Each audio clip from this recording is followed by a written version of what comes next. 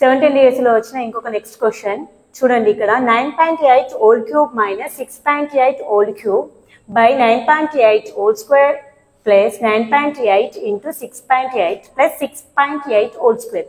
దీన్ని సింప్లిఫై చేస్తే ఏ ఆన్సర్ వస్తుందో అని చెప్పి ఇక్కడ మనకు 4 ఆప్షన్స్ ఇచ్చారు. ఇదంతా సింప్లిఫై చేసేటప్పుడు మనకు ఆన్సర్ తెలియదు. సో ఇది మనకి ఫార్ములాను ఉపయోగించి చేస్తే చాలా ఈజీగా అవుతుంది. సో ఫార్ములాస్ ఖచ్చితంగా మనం బై హార్ట్ చేయాలి, ఖచ్చితంగా గుర్తుండాలి. ఇక్కడ చూడండి, మనకి ఇది ఏ ఇది బి అనుకుంటే A cube minus B cube form లో ఉంది. సో ఇక్కడ మనకి A cube minus B cube formula ఏంటి?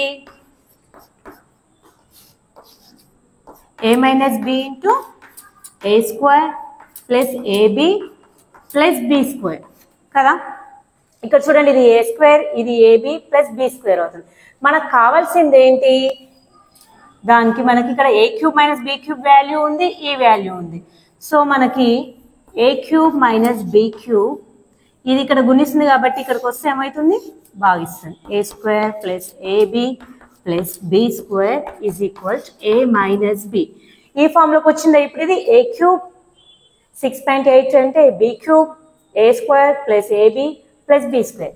ఇప్పుడు మనకు ఆన్సర్ రావాలంటే ఏంటి? ఏ మైనస్ బి చేస్తే సరిపోతుంది. ఇక్కడ ఏ ఈజ్ ఈక్వల్ టు ఎంత?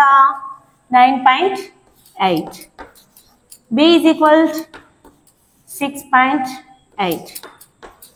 ఈ రెండింటిని మైనస్ చేస్తే మనకి ఏమొస్తుంది? 0, 9 minus 6, 3. So A minus B is equal 3. ఇక్కడ ఆప్షన్స్లో ఎక్కడ ఉంది మనకి 3 ఆప్షన్లో 3 ఉంది కాబట్టి 3 ఈజ్ ద రైట్ ఆన్సర్.